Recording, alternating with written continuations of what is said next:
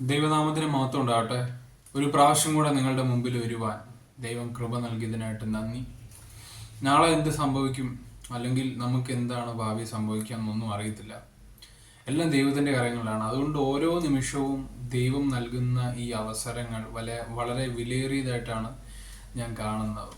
അതുകൊണ്ട് കേൾക്കുന്ന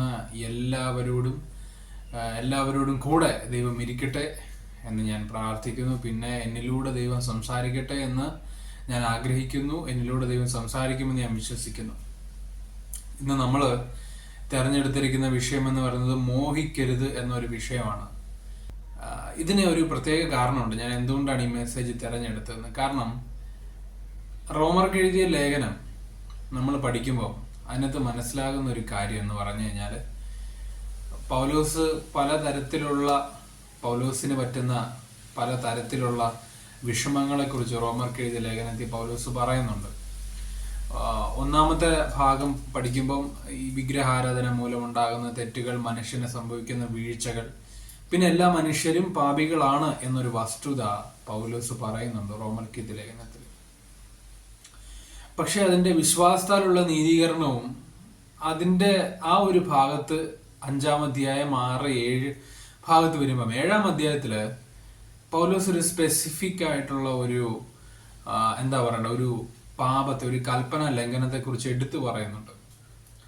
ആ കൽപ്പന എന്ന് പറയുന്നത് മോഹിക്കരുത് എന്ന് പറയുന്ന ഒരു കൽപ്പനയാണ്. അപ്പം നമുക്ക് പഴയ നിയമത്തെ ഒരുപാട് കൽപ്പനകളുണ്ട്. ശബത്ത് ആചരിക്കണം, വിഗ്രഹാരാധന പാടില്ല, അപ്പനമ്മയും ബഹുമാനിക്കണം, മോഷ്ടിക്കരുത്, കൊല ചെയ്യരുത്. ഇതിനെല്ലാം നമ്മൾ പരിശോധിച്ചു കഴിഞ്ഞാൽ നമുക്ക് മനസ്സിലാക്കാൻ പറ്റുന്ന കാര്യം, ഇതെല്ലാം പുറമേ ഉള്ള നമ്മുടെ ആക്ഷൻസിനെ ബേസ് ചെയ്തിട്ടാണ്. ശബത്ത് എന്ന് പറയുന്നത് നമ്മൾ അനങ്ങാതിരിക്കണം, വിഗ്രഹത്തിന് മുമ്പിൽ കുമ്പിടരുത്, ആരാധിക്കരുത്, മോഷ്ടിക്കരുത്, അപ്പുറത്തെ വീട്ടിൽ പോയി അവൻ്റെ സാധനം നമ്മൾ മോഷ്ടിക്കരുത്, കൊല ചെയ്യരുത്, നമ്മൾ ഒരു ആയുധമെടുത്ത് മറ്റുള്ളവരെ ഉപദ്രവിക്കരുത്, കൊല്ലരുത്. പക്ഷെ ഞാൻ ചിന്തിച്ചു, ഈ മോഹിക്കരുത് എന്ന് പറയുന്ന സാധനം നമ്മളുടെ പുറമേ ഉള്ള ഒന്നുകൊണ്ടും എനിക്ക് മോഹിക്കാൻ പറ്റത്തില്ല. എൻ്റെ മൂക്കുകൊണ്ട്, വാ കൊണ്ട്, കൈ കൊണ്ട്, കാലുകൊണ്ട് ഒന്നും എനിക്ക് മോഹിക്കാൻ പറ്റത്തില്ല. മോഹിക്കാൻ പറ്റുന്ന ഏക ഒരു കാര്യം എന്ന് പറയുന്നത് നമ്മുടെ ഉള്ളം കൊണ്ടാണ്. ബൈ ഹാർട്ടാണ് ആൻഡ് മൈൻഡ്. അതുകൊണ്ടാണ് നമ്മൾ മോഹിക്കുന്നത്. മോഹിക്കരുത് എന്ന് പറയുന്നത് വളരെ ഏറെ നമ്മൾ ചിന്തിക്കേണ്ട കാര്യം, എന്തുകൊണ്ടാണ് മോഹിക്കരുത് എന്ന് പറയുന്ന ഒരു തെറ്റാകുന്നത്. മോഹം എന്ന് പറയുന്നത് ഇറ്റ്സ് എ ഡിസയർ, നമ്മുടെ ഉള്ളിൽ നിന്ന് വരുന്ന ഒരു ആഗ്രഹമാണ്. എന്തിനോട്? അത് നമുക്ക് വേണം, എനിക്കത് സ്വന്തമാക്കണം എന്ന് പറയുന്ന ഒരു ആഗ്രഹം, ഒരു ഡിസയർ, സെൽഫിഷ് ഡിസയർ. ഇതാണ് മോഹം എന്ന് പറയുന്നത്. ഒരു തരത്തിൽ നമ്മൾ ചിന്തിച്ചു കഴിഞ്ഞാൽ, ആദാമും ഹവ്വയും പാപം ചെയ്തപ്പോൾ പിശാച് അവരോട് പറഞ്ഞത്, ഈ പഴം എടുത്ത് കഴിച്ചു കഴിഞ്ഞാൽ നിങ്ങൾ ദൈവത്തെ പോലെയാകും. ഒരു മോഹമാണ് ആ ഒരു തെറ്റ് ചെയ്യാൻ അവരെ പ്രേരിപ്പിച്ചത്. ദൈവത്തെ പോലെയാകാൻ അവർ മോഹിച്ചു, ആഗ്രഹിച്ചു. ഇപ്പം നമ്മൾ ചിന്തിച്ചു കഴിഞ്ഞാൽ ഈ ലോകം ഭരിക്കുന്നത് മൊത്തം മോഹങ്ങളല്ലേ. ഞാൻ പണ്ടൊരു പാട്ട് എഴുതിയിട്ടുണ്ട്. ഞാൻ സെക്യുലർ ഫീൽഡിലായിരുന്നപ്പോൾ, അല്ലെങ്കിൽ എൻ്റെ കോളേജ് പഠനകാലത്ത്, ഞാൻ സിനിമാ പാട്ടുകളെല്ലാം കണ്ടു നടന്നിരുന്ന സമയത്ത് ഞാൻ പാട്ട് ചെയ്തിട്ടുണ്ട്. അതിൻ്റെ ഏറ്റവും വലിയ തീം തന്നെ മോഹമാണ്. എന്നെഞ്ചിൽ മോഹം പൊഴിയുന്നു എന്നാണ് അതിൻ്റെ ഒരു ലിറിക്സ്. അത് ഞാൻ കോഡൊക്കെ ചെയ്ത് വളരെ ബ്യൂട്ടിഫുൾ ആയിട്ട് ആ ഒരു പോർഷൻ മാത്രം ഞാൻ ചെയ്തിട്ടുണ്ട്. അപ്പം മൊത്തം മോഹങ്ങളാണ്. എന്ത് മോഹം? പണക്കാരനാവാൻ, പ്രശസ്തി നേടുന്നവനാകാൻ, എല്ലാവരും അംഗീകരിക്കപ്പെടുന്നവനാകാൻ. അങ്ങനെ മോഹത്തിൽ ഒരു റൈഡാണ്. മോഹം എന്ന് പറയുന്ന ഒരു റൈഡിനകത്താണ് മനുഷ്യന്മാർ മൊത്തം കയറിയിരിക്കുന്നത്. ഈ മോഹങ്ങൾ അച്ചീവ് ചെയ്യുക എന്നുള്ളതാണ് ലോകം നിങ്ങൾക്ക് മുമ്പിൽ വയ്ക്കുന്ന ടാസ്ക്. അതുകൊണ്ട് പുതിയ പുതിയ മോഹങ്ങൾ ജനിപ്പിക്കാൻ വേണ്ടിയിട്ട് പുതിയ പുതിയ കാര്യങ്ങൾ ഇൻട്രൊഡ്യൂസ് ചെയ്യിക്കും. അത് നിങ്ങൾ അച്ചീവ് ചെയ്യാൻ വേണ്ടി നിങ്ങളെ പ്രേരിപ്പിക്കുകയും ചെയ്യും. കേട്ടിട്ടില്ലേ? Work hard, achieve your dreams. നിങ്ങളുടെ മോഹങ്ങൾ അച്ചീവ് ചെയ്യാനാണ് പറയുന്നത്. ഞാൻ എന്തുകൊണ്ടാണ് ഇത്രയൊക്കെ ഇത് പറയാൻ കാരണം എന്ന് വെച്ച് കഴിഞ്ഞാൽ, മോഹങ്ങളില്ലാത്ത മനുഷ്യരില്ല. അത് സത്യമാണ്. ഈ പറയുന്ന എനിക്കും മോഹങ്ങളുണ്ടായിരുന്നു, ഇപ്പോഴും ഉണ്ട്. പല പല മോഹങ്ങളുണ്ട്. അറിയാതെ നമ്മൾ മോഹിച്ചു പോകും. പൗലോസ് പറഞ്ഞത്, ഞാൻ എത്രയൊക്കെ അടക്കാൻ ശ്രമിച്ചിട്ടും ഈ മോഹിക്കരുത് എന്ന് പറഞ്ഞ കൽപ്പന, ബാക്കി എല്ലാ കൽപ്പനയും ഞാൻ അനുസരിച്ചു, പക്ഷെ ഈ ഒരു കൽപ്പനയിൽ ഞാൻ തെറ്റിപ്പോവാ. കാരണം എൻ്റെ ഉള്ളിൽ എന്ത് ചെയ്യാണ്? മോഹിക്കുകയാണ്. ആഗ്രഹങ്ങളാണ് എൻ്റെ ഉള്ളിലുള്ളത്. അപ്പം അതുകൊണ്ട് എന്ത് ചെയ്യുക? ഞാൻ ഈ കൽപ്പന തെറ്റിക്കുക. അതേസമയം വചനം പറയുന്നുണ്ട്, ഒരെണ്ണത്തിൽ തെറ്റിക്കഴിഞ്ഞാൽ മൊത്തത്തിൽ തെറ്റി. അതുകൊണ്ട് ഞാൻ എന്തായി തീർന്നു? കൽപ്പനകൾ മുഴുവനും തെറ്റിച്ചൊരു പാപിയായി തീർന്നു. അതുകൊണ്ട് പൗലോസ് അവസാനം പറയുന്നുണ്ട് 7-ാം അധ്യായത്തിൽ, ഈ പാപത്തിന് അധീനമായ, മരണത്തിന് അധീനമായ ഈ ഒരു അവസ്ഥയിൽ നിന്ന് എന്നെ ആര് രക്ഷിക്കും? അപ്പം ഈ ഒരു സിന്നാണ് പൗലോസ് എടുത്തു പറയുന്നത്, മോഹിക്കരുത്, എന്നിൽ എല്ലാവിധ മോഹങ്ങളും ജനിപ്പിച്ചു എന്നൊക്കെ പറയുന്നു. 1 യോഹന്നാനത്തൊരു വാക്യമുണ്ട്, ജഡമോഹം, കൺമോഹം, ജീവനത്തിന്റെ പ്രതാപം. ഇത് പിതാവിൽ നിന്നല്ല, ലോകത്തിൽ നിന്നാണ്. റൂൾ ചെയ്യുന്ന അതാണ്. ലോകത്തെ മുമ്പോട്ട് കൊണ്ടുപോകുന്ന തന്നെ ഈ മോഹങ്ങളാണ്. മരിക്കുന്നതിന് മുമ്പ് ഞാൻ എന്ത് ചെയ്യണം? ഈ മോഹങ്ങളെല്ലാം അച്ചീവ് ചെയ്യണം. എന്നിട്ട് അതെന്ത് ചെയ്യും? അത് വലിയൊരു മോഹങ്ങൾ അച്ചീവ് ചെയ്യുന്നവനാണ് ഹീറോ. ഇപ്പൊ ജഡമോഹം, കൺമോഹം, ജീവനത്തിന്റെ പ്രതാപം, ഇത് മൂന്നും പിതാവിൽ നിന്നല്ല വരുന്നതെന്നാണ് വചനം പറയുന്നത്. പിന്നെ ഇത് ആരിൽ നിന്നാണ് വരുന്നത്? ലോകത്തിൽ നിന്ന്. ലോകത്തിന്റെ അധിപതി ആരാണ്? സാത്താൻ. സാത്താനിൽ നിന്നാണ്. അതുകൊണ്ട് എന്ത് ചെയ്യുന്നു? നമ്മൾ മോഹത്തിന് അധീനരാണ്. മോഹിക്കാത്ത മനുഷ്യനില്ല. ഇപ്പൊ നമ്മൾ പാപികളാണ്. എത്രയൊക്കെ പറഞ്ഞാലും നമ്മുടെ ഉള്ളിൽ ഈ കൽപ്പന നമ്മൾ തെറ്റിക്കും. മറ്റേ കൽപ്പനകളൊക്കെ നമുക്ക് ഒരു പരിധി വരെ ശ്രമിക്കാം. മോഷ്ടിക്കാതിരിക്കാം, കൊല ചെയ്യാതിരിക്കാം, വ്യഭിചാരം ചെയ്യാതിരിക്കാം. പക്ഷെ ഉള്ളം കൊണ്ട് മോഹം ഉണ്ടാകത്തില്ലേ? അവനിട്ടൊന്ന് കിട്ടിയിരുന്നെങ്കിൽ. ഒരു പെൺകുട്ടിയെ കാണുമ്പോൾ ഉണ്ടാവാറില്ലേ? എല്ലാവർക്കും ഉണ്ടാവാറുണ്ട്. അതെന്താണ്? നമ്മളുടെ ബലഹീനത. ഈ ബലഹീനത ദൈവത്തിന് അറിയാം. അപ്പൊ ഞാൻ നിങ്ങളെ കുറ്റം വിധിക്കുകയല്ല. മുമ്പോട്ട് പോകുമ്പോൾ നമുക്ക് മനസ്സിലാവും എന്താണ് പറഞ്ഞു വരുന്നതെന്ന് നിങ്ങൾക്ക് മനസ്സിലാവും. യാക്കോബിന്റെ ലേഖനത്തിൽ പറഞ്ഞത്, മോഹം ഗർഭം ധരിച്ച് പാപത്തെ പേർന്നു, പാപം മുഴുത്തിട്ട് മരണമുണ്ടാകും. അപ്പം യാക്കോബും യോഹന്നാൻ എല്ലാം പറയുന്നത് ഈ മോഹത്തെക്കുറിച്ചാണ്. മോഹിക്കരുത്, അതിൻ്റെ ഭവിഷ്യത്തുകളെ കുറിച്ചാണ്. പക്ഷെ മോഹിക്കാതിരിക്കാൻ മനുഷ്യനാകുമോ? മോഹിക്കാതിരിക്കാൻ മനുഷ്യനാകുമോ? ഈ പറയുന്ന ഞാനാകട്ടെ നിങ്ങളാകട്ടെ നമുക്ക് മോഹിക്കാതിരിക്കാൻ പറ്റത്തില്ല. പിന്നെ എന്താണ് പോംവഴി? അതുകൊണ്ട് ഞാൻ എന്ത് ചെയ്തു? ഞാൻ തെറ്റുകാരനായി. ഞാൻ മോഹിക്കുന്നവനാണ്. ആവശ്യമില്ലാത്ത മോഹങ്ങളും ആവശ്യമുള്ള മോഹങ്ങളും എല്ലാം മോഹങ്ങളുമായിട്ട് നിറഞ്ഞിരിക്കുന്ന ഒരു വ്യക്തിയാണ് ഞാൻ. അതുകൊണ്ട് പൗലോസ് ചോദിച്ച പോലെ നമ്മളെല്ലാവരും ചോദിക്കും, ഈ പാപത്തിന് അധീനമായി ഈ ശരീരത്തിൽ നിന്ന് എന്നെ ആര് രക്ഷിക്കും? ആര് രക്ഷിക്കും? രക്ഷിക്കാൻ ഒരാളേ ഉള്ളൂ, യേശു. അതുകൊണ്ടാണ് ഈ 7-ാം അധ്യായം കഴിഞ്ഞിട്ട് 8:1 പറയുന്നത്, അതുകൊണ്ട് ക്രിസ്തുയേശുവിലുള്ളവർക്ക് ഒരു ശിക്ഷാവിധിയും ഇല്ല. അതിൻ്റെ അർത്ഥം ഞാൻ പാപം ചെയ്തുകൊണ്ടിരിക്കുക, ഞാൻ മോഹിച്ചുകൊണ്ടിരിക്കുക, ഞാൻ ക്രിസ്തുയേശുവിലാണല്ലോ, അതുകൊണ്ട് എനിക്ക് ശിക്ഷാവിധി വരത്തില്ല എന്നാണോ? അല്ല. യേശുവിൻ്റെ രക്തത്താൽ കഴുകപ്പെട്ട് നമ്മൾ മുൻപോട്ട് പോയി കഴിഞ്ഞാൽ നമ്മൾ എന്ത് ചെയ്യും? നമ്മൾക്ക് ഫോർഗീവ്നെസ് കിട്ടും ഈ ഒരു തെറ്റിൽ നിന്ന്. കാരണം പിതാവിന് നമ്മുടെ ബലഹീനതകളെ എല്ലാം അറിയാം. അതുകൊണ്ടാണ് വചനം പറയുന്നത്, നിങ്ങളുടെ ബലഹീനതകൾ അറിയുന്ന, നിങ്ങളെപ്പോലെ തന്നെ പരീക്ഷിക്കപ്പെട്ട, പാപമൊഴികെ നിങ്ങളെപ്പോലെ തന്നെ പരീക്ഷിക്കപ്പെട്ട ഒരു മഹാപുരോഹിതൻ നമുക്ക് സ്വർഗത്തിലുണ്ട്. അപ്പൊ ഈ പുരോഹിതനുള്ളതാണ് നമ്മുടെ ബലം എന്ന് പറയുന്നത്. അതുകൊണ്ട് നമ്മൾ എന്ത് ചെയ്യണം? കൃപയ്ക്ക് വേണ്ടി പ്രാർത്ഥിക്കണം. കൃപയ്ക്ക് വേണ്ടി, കർത്താവേ, എനിക്ക് ഈ മോഹചിന്തകളെ ജയിക്കാനുള്ള കൃപ വേണം. അല്ലെങ്കിൽ എന്നിൽ ഈ ചിന്ത ഉണ്ടാകുമ്പോൾ എനിക്ക് അത് മനസ്സിലാക്കാനുള്ള കൃപ തരണം. ഞാൻ തെറ്റ് ചെയ്യുക, അതുകൊണ്ട് എന്ത് ചെയ്യണം? എനിക്ക് ക്ഷമ വേണം. ഫോർഗീവ്നെസ്. യേശുവേ, പിതാവേ, അങ്ങയുടെ സന്നിധിയിൽ പുത്രനിൽ കൂടെ ഞാൻ വന്ന് എന്ത് ചെയ്യുന്നു? അങ്ങയോട് ക്ഷമ ചോദിക്കുന്നു. ഇങ്ങനെ കണ്ടിന്യൂസ് ക്ലെൻസിങ്ങും കണ്ടിന്യൂസ് ആയിട്ടുള്ള ഫോർഗീവിങ്ങും by the blood of Jesus Christ and by grace we can be washed. നമ്മളെ തന്നെ നമുക്ക് കഴുകാൻ സാധിക്കും ഈ പാപത്തിൽ നിന്ന്.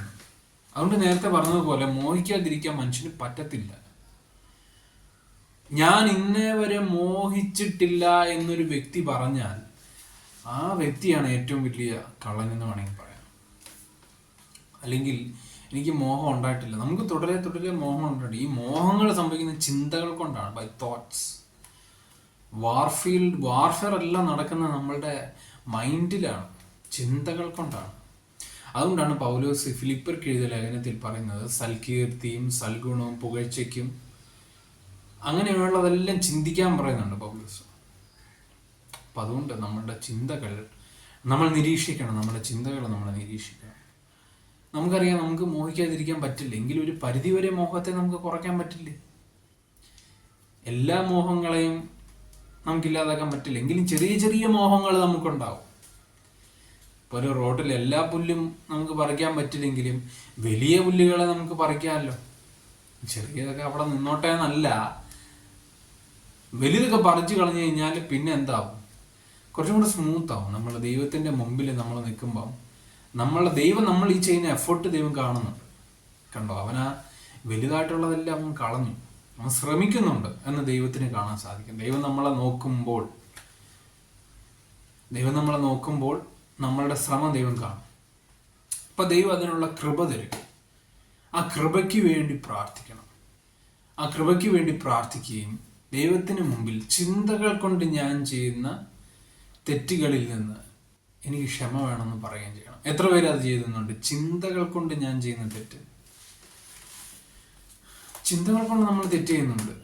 മോശം ചിന്തകൾ നമ്മൾ വരുമ്പോൾ നമ്മൾ വയലേറ്റ് ചെയ്യണം. നമ്മുടെ ഉള്ളം കൊണ്ട് നമ്മൾ എന്ത് ചെയ്യുന്നു? പാവം ചെയ്യുക. അത് വെളിയിലോട്ട് വരുന്നില്ലായിരിക്കാം, മറ്റുള്ളവരത് കാണുന്നില്ലായിരിക്കാം. മറ്റുള്ളവർ കാണാതെ നമ്മൾ എന്ത് ചെയ്യുന്നു? അടക്കി വെക്കുകയാണ്. പക്ഷെ നമുക്ക് മോഹത്തിൻ്റെ ചിന്തകളെല്ലാം ഉണ്ട്.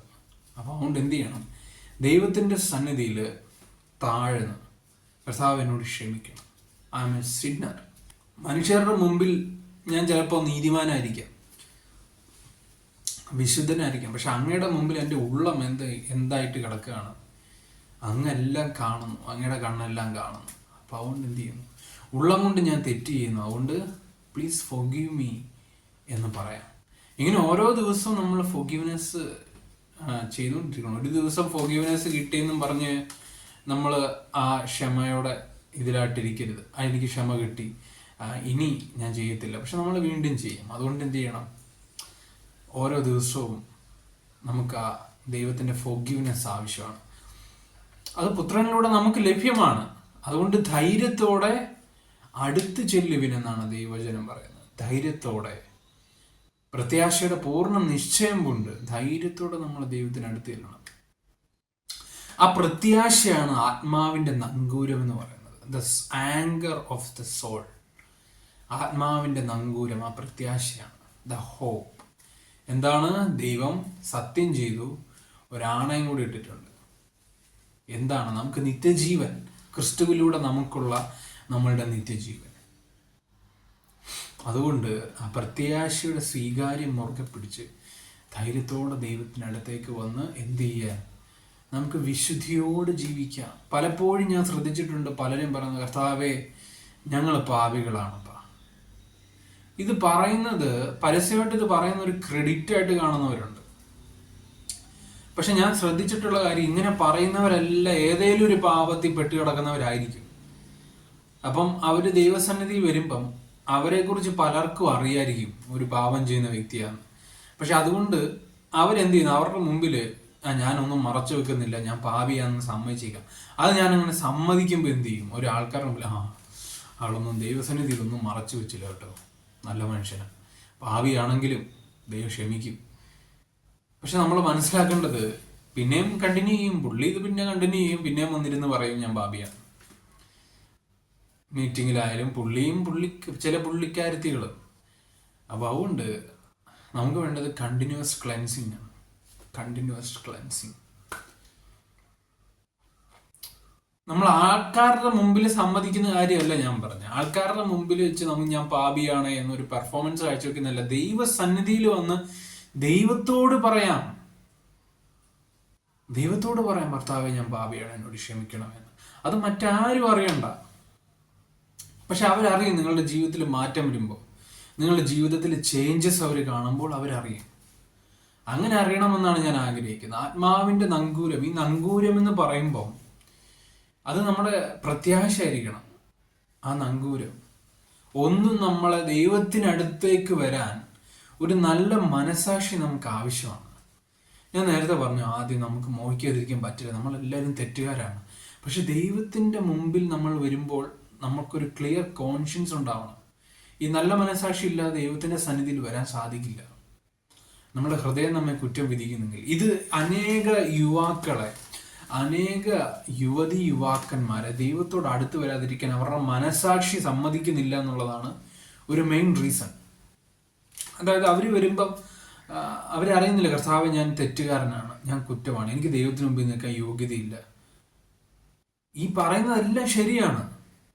പക്ഷെ പുത്രനിലൂടെ നിങ്ങൾക്കൊരു വിശുദ്ധ ജീവിതം നയിക്കാനുള്ള എല്ലാ സാധ്യതകളും ദൈവം തുറന്നിട്ടുണ്ട്.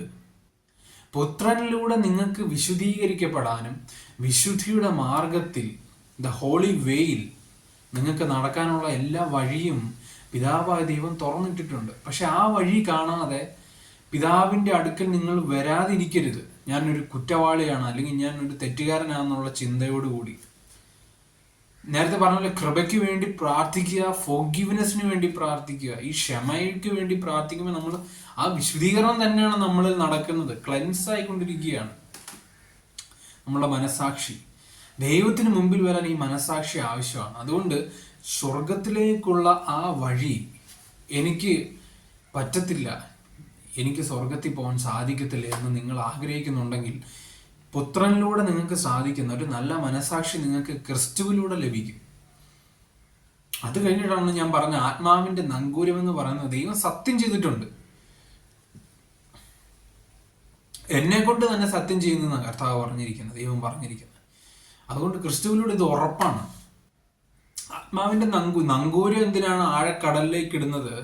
മറ്റുള്ള സർക്കംസ്റ്റാൻസസും കാറ്റിനാലും മറ്റു പ്രകൃതിയുടെ മറ്റ് വ്യതിചലനങ്ങളാലും ഈ കപ്പൽ പോവാതിരിക്കാനാണ്. അല്ലാതെ ഇങ്ങനെ തെന്നി മാറി അതിന്റെ ഡയറക്ഷൻ തെറ്റിപ്പോവാതിരിക്കാനാണ് ഈ നങ്കൂരം ഇടുന്നത്. അതുകൊണ്ട് തന്നെ നമ്മളുടെ ആത്മാവിന്റെ നങ്കൂരമാകുന്ന ആ പ്രത്യാശ തിരശ്ശീലയ്ക്കകത്തേക്ക് കടക്കണം. അവിടേക്ക് യേശു മഹാപുരോഹിതനായി പ്രവേശിച്ചിരിക്കുന്നു. അതാണ് നമ്മുടെ ധൈര്യം. ആ ധൈര്യത്തിലാണ് നമ്മൾ മുമ്പോട്ട് പോകേണ്ടത്. ആ ധൈര്യത്തിൽ മുമ്പോട്ട് പോകുമ്പോൾ ദൈവം വഴികളും എന്താ പറഞ്ഞത്, നിങ്ങൾ വിശുദ്ധിയുടെ പാതയിലേക്ക് നിങ്ങൾ വരിക തന്നെ ചെയ്യും. ക്രിസ്തുവിലൂടെ മാത്രമേ നമുക്ക് സാധിക്കത്തുള്ളൂ. അതുകൊണ്ട് ഈ മോഹിക്കരുത് എന്ന് പറയുന്ന നമ്മുടെ ഉള്ളം കൊണ്ട് ചെയ്യുന്ന ഈ ജഡമോഹം, കൺമോഹം, ജീവനത്തിന്റെ പ്രതാപം, ഇത് ഈ 3 സാധനം മോഹത്തിൽ നിന്ന് ഉത്ഭവിക്കുന്ന ഈ 3 സാധനം. ജഡമോഹം, ഫ്ലഷ്ലി ഡിസയർ. ഞാൻ എക്സ്പ്ലെയിൻ ചെയ്യേണ്ട ആവശ്യമില്ല. ജഡമോഹം എന്താണെന്ന് നിങ്ങൾക്ക് എല്ലാവർക്കും അറിയാം. കൺമോഹം, കാണുന്നതും വളരെ മനോഹരമായത്. ജഡമോഹം എന്താണെന്ന് വേണമെങ്കിൽ ഞാൻ പറയാം. മനുഷ്യരോട് തോന്നുന്ന അങ്ങോട്ടും ഇങ്ങോട്ടും ഉള്ള സെക്ഷുവൽ അട്രാക്ഷൻ ആയിരിക്കാം. സെക്ഷുവൽ അട്രാക്ഷൻ ഭക്ഷണത്തോടുള്ളത്. പിന്നെ കൺമോഹം എന്ന് പറയുന്നത് കാണുമ്പോൾ ഭംഗിയുള്ളതിനോട്. പിന്നെ ജീവനത്തിന്റെ പ്രതാപം എന്ന് പറയുന്നത് ഞാനൊരു വലിയ സംഭവമാണ്, അല്ലെങ്കിൽ എന്നെ നോക്കൂ, കാരണം ഞാനൊരു ഭയങ്കര ഒരു എന്താ പറയണ്ടേ, ആൾക്കാരുടെ മുമ്പിൽ നമ്മുടെ പ്രൗഢി കാണിക്കാൻ പോകുന്ന അവസ്ഥാന്തരങ്ങൾ. ഇതെല്ലാം മോഹത്തിൽ നിന്ന്. എനിക്കൊരു എന്താ പറയുക, ആൾക്കാരുടെ മുമ്പിൽ ഒരു നല്ല വ്യക്തിയാകണം, നല്ല വ്യക്തിയല്ല, ഒരു ഭയങ്കര സംഭവമാണെന്ന് പ്രൂവ് ചെയ്യണം. ഇതെല്ലാം നമ്മളുടെ മോഹത്തിൽ നിന്നുണ്ടാകുന്ന. അപ്പം നമ്മൾ കുറവുള്ളവരാണ്, പക്ഷെ നമുക്ക് അതിക്രമങ്ങളുടെ മോചനമെന്ന വീണ്ടെടുപ്പ് പുത്രനിൽ കൂടിയുണ്ട്. ആ പുത്രനിൽ കൂടി വിശുദ്ധിയുടെ മാർഗത്തിൽ നമുക്ക് മുമ്പോട്ട് പോകാൻ സാധിക്കും ഉറപ്പായിട്ടും. നമ്മുടെ ധൈര്യം എന്ന് പറയുന്നത് വി ഹാവ് എ പ്രീസ്റ്റ്. നമുക്കൊരു ഹൈ പ്രീസ്റ്റ് ഉണ്ട്, യേശു. അപ്പോൾ ആ യേശുവിലൂടെ നമുക്ക് ദൈവത്തിൻ്റെ പാതയിലേക്ക്, വിശുദ്ധിയുടെ പാതയിലേക്ക് നടക്കാൻ സാധിക്കും. അതുകൊണ്ട് നിങ്ങളെ കുറ്റം വിധിക്കുന്നവരോട് പറയണം, എനിക്കൊരു ഹൈ പ്രീസ്റ്റ് ഉണ്ട്, ഞാൻ തെറ്റുകാരനാണ്, പക്ഷെ എൻ്റെ തെറ്റുകളെല്ലാം അവിടുത്തെ രക്തത്താൽ എന്ത് ചെയ്തു? ശുദ്ധിയായി തീർന്നു, രക്തത്താൽ കഴുകപ്പെട്ടു. പക്ഷെ ഇനി ഞാൻ അത് ചെയ്യത്തില്ല. അത് ചെയ്യാതിരിക്കാനുള്ള കൃപയ്ക്ക് വേണ്ടിയും ദൈവത്തോട് പ്രാർത്ഥിക്കണം. അതാണ് ഞാൻ നേരത്തെ പറഞ്ഞത്. ഒന്ന് പ്രാർത്ഥന, കൃപയ്ക്ക് വേണ്ടി പ്രാർത്ഥിക്കണം. 2, ഫോർഗിവ്നെസ്സിന് വേണ്ടി പ്രാർത്ഥിക്കണം. അങ്ങനെ ആകുമ്പോൾ നമ്മൾ ഡേ ബൈ ഡേ ക്ലെൻസ് ചെയ്ത് മുമ്പോട്ട് പോകും.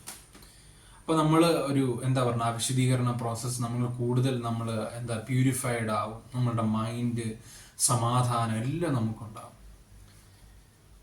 വിജയമുണ്ടാകും. ജയത്തോടെ നമുക്ക് ജീവിക്കാൻ സാധിക്കും, പാപത്തിന് മേൽ, പിശാചിന് മേൽ. അതുകൊണ്ട് ദൈവം നിങ്ങളെ അനുഗ്രഹിക്കട്ടെ. ഈ വചനം നിങ്ങൾക്ക് അനുഗ്രഹമായി എന്ന് ഞാൻ വിശ്വസിക്കുന്നു. ദൈവം എല്ലാവരെയും അനുഗ്രഹിക്കട്ടെ. പ്രാർത്ഥനയിൽ ഞങ്ങളെ ഓർക്കുക. എൻ്റെ യൂട്യൂബ് വ്യൂവേഴ്സിന് വേണ്ടി എല്ലാ ദിവസവും ഞാനും പ്രാർത്ഥിക്കുന്നതായിരിക്കും. ദൈവം അനുഗ്രഹിക്കട്ടെ. ആമേൻ.